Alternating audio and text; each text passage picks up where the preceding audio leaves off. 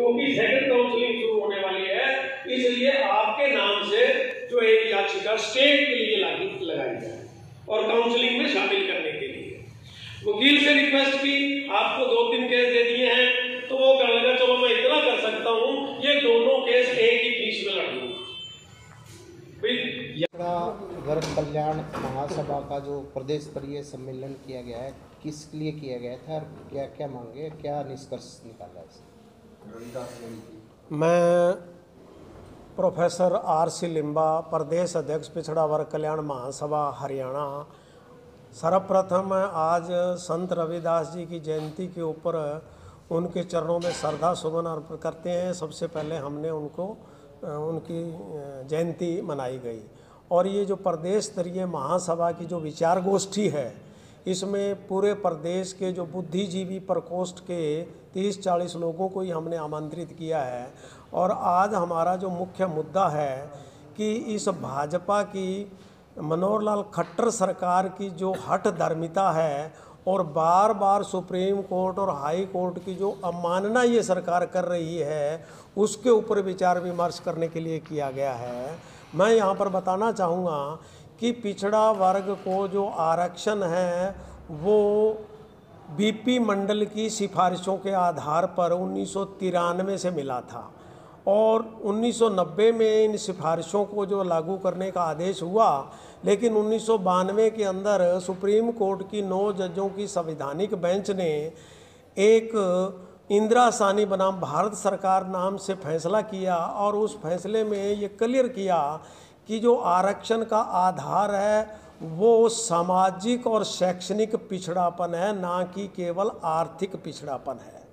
और 1993 से केंद्र सरकार की सभी प्रकार की नौकरियों में और 1995 से हरियाणा की जो नौकरियां और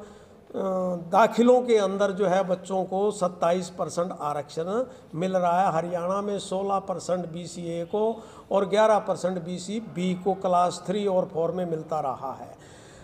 एक क्लास 1 और 2 के अंदर हरियाणा में पिछड़ा वर्ग के साथ भेदभाव हुआ और केवल 10% ही दिया,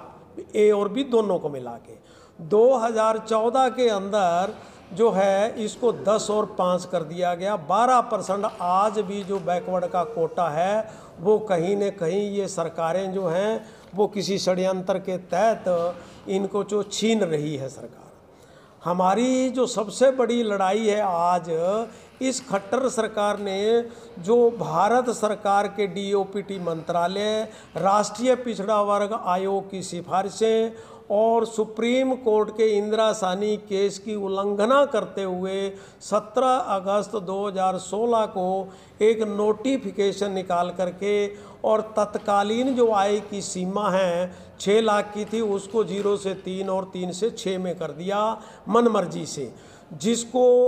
और 2 साल तक इस नोटिफिकेशन को दबा करके रखा गया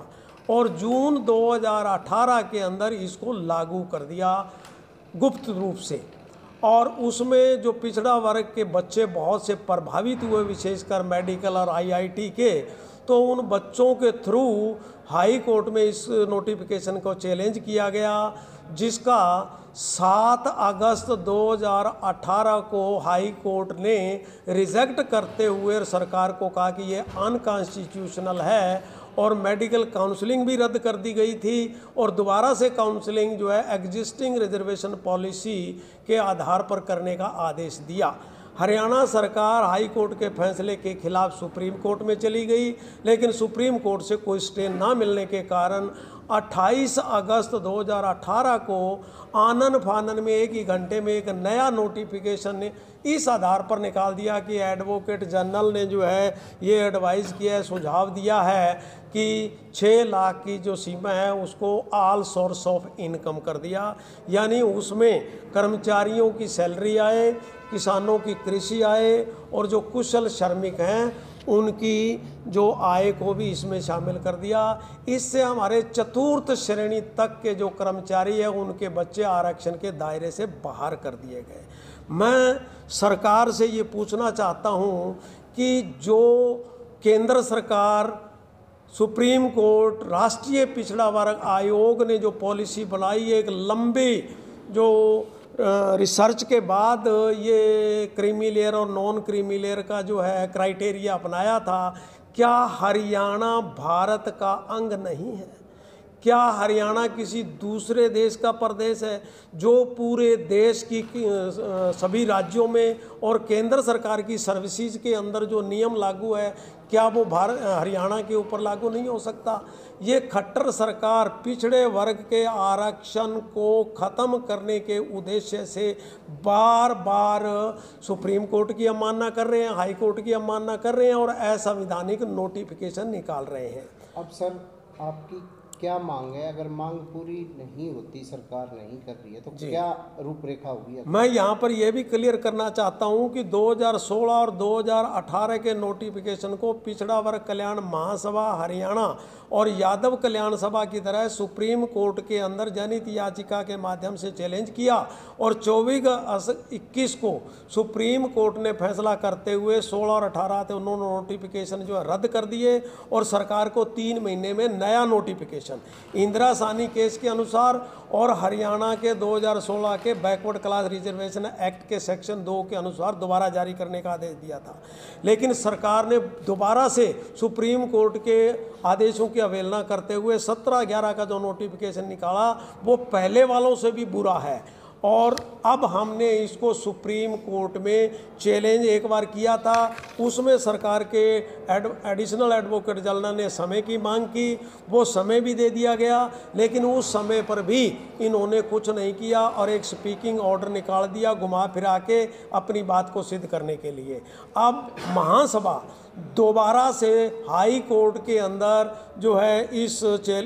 को चैलेंज कर रहे हैं और इसके साथ साथ हम पूरे प्रदेश के सभी हलकों के अंदर बैकवर्ड के सभी संगठनों का सहयोग लेकर के और जन जागरण अभियान यात्रा निकालेंगे, रथ यात्रा निकालेंगे और सरकार को ये बता देंगे कि 14 और 19 के अंदर पिछड़ा वर्ग के सहयोग से जो सरकारें बनी हैं वो आगे पिछड़ा वर्ग का उनको कोई सहयोग नहीं मिलेगा। आज यूपी के अंदर जो पिछड़ा वर्ग ने वहाँ विद्रोह कर रखा है वही हरियाणा के अंदर इनको देखना पड़ेगा।